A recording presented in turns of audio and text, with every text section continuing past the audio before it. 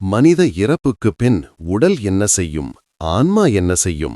மனிதன் என்பவன் தான் அழப் பிறக்கிறான், பிறர் அழ சாகிறான் என்பது அனைவருக்கும் தெரியும். ஏதோ பிறக்கிறோம், இடையில் வாழ்கிறோம், பின்னர் இறந்து போகிறோம். இதுதான் யதார்த்தமான வாழ்க்கை. ஆனால் நாம் இறந்த பின்னர் நம் உடலில் என்ன மாற்றங்கள் ஏற்படும், நம் ஆன்மா என்ன செய்யும் என்பதை பற்றி பார்ப்போம். நாம் இறந்த பின்னர் நம் உடலில் இரத்த ஓட்டம் நின்று போவதால் உடனடியாக பாக்டீரியாக்கள் தங்கள் வேலையை காட்டத் தொடங்கும். பாக்டீரியாக்கள் குடலில் உள்ள திசுக்களை தின்ன ஆரம்பிக்கும். அதற்கு 15 முதல் 20 நிமிடம் பிடிக்கும். மார்டேஷ் எனப்படும் இரத்த ஓட்டம் உடல் முழுவதும் நின்றுவிடும். கருப்பாக உள்ளவர்களுக்கு இது உடனடியாக வெளியே தெரியாது. அதன் பின்னால் உடல் குளிர்ச்சியடைந்து 1 மணி நேரத்தில் 1.5 டிகிரி ஃபாரன்ஹீட் வெப்பநிலைக்கு மாறும். அதன் பின்னர் சிதைவு முறை தொடர்ந்து நடைபெறும். நொதிகள் ஆக்சிஜன் இல்லாத செல்கள் ஜீரணிக்க தொடங்குகின்றன. சேதமடைந்த இரத்த அணுக்கள் உடலை விட்டு வெளியேறும். தோலின் நிறம் மாற்றமடையும், ஊதா அல்லது நீல நிறமாக மாறும். ஆக்டின் மையோசின் செயல்பாடு காரணமாக தசைகள் சுருங்க ஆரம்பிக்கும். பின்னர் இறந்த 6 மணி நேரத்தில் உடல் விறைப்புத்தன்மை அடையும். இந்த நேரத்தில் உடலில் பாக்டீரியாக்கள் அனைத்து பாகங்களிலும் பரவத் தொடங்கும்.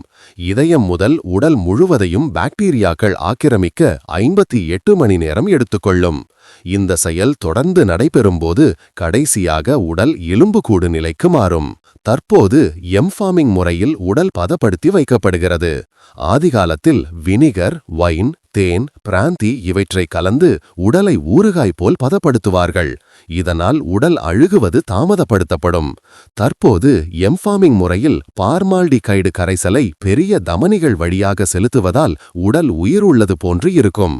அடுத்ததாக மனிதன் இறந்தபின் ஆன்மா என்ன செய்யும், என்ன நடக்கும் என்பது யாருக்கும் தெரியாது.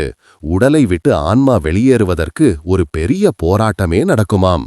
நம் உடலில் நவத்வாரத்தில் ஏதாவது ஒன்றின் வழியாக ஆன்மா வெளியேறும் என்று கருட புராணத்தில் கூறப்பட்டுள்ளது. ஆன்மா உடலை விட்டு முழுவதுமாக வெளியேறிய பின்னர் ஒட்டுமொத்த உயிர் பிரியும்.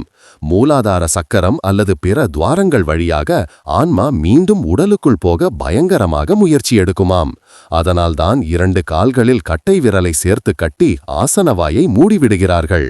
காதையும் நாடியையும் இணைத்து துணி கொண்டு கட்டி கண்களிலும் மூக்கிலும் சந்தனம் வைத்து அடைத்து விடுகிறார்கள். இவ்வாறு செய்வதன் மூலம் நவத்வாரங்கள் அடைக்கப்பட்டு விடுகின்றன. சில ஆன்மாக்கள் உடலை விட்டு வெளியேற வெகு நேரமாகவோ அல்லது வெகு நாட்களாகவோ எடுத்துக்கொள்ளுமாம். இதைத்தான் இழுத்துக்கொண்டு இருப்பது அல்லது கோமா நிலைக்கு சென்று விடுவது என்று சொல்கிறோம். ஆன்மா பிரிந்தபின் 16 நாட்கள் அந்த வீட்டையும் அந்த இடத்தையும் சுற்றி சுற்றி வருமாம். யார் என்ன பேசுகிறார்கள், யார் அழுதார்கள், யார் சிரித்தார்கள் என்றெல்லாம் கூர்மையாக கவனிக்குமாம். 16ஆம் நாள் விசேஷம் முடிந்து 1 வருட திதி முழுமையடைந்த பின்னர்தான் அது திருப்தி அடையுமாம். இதைதான் பித்ருகாரியம் என்கிறார்கள்.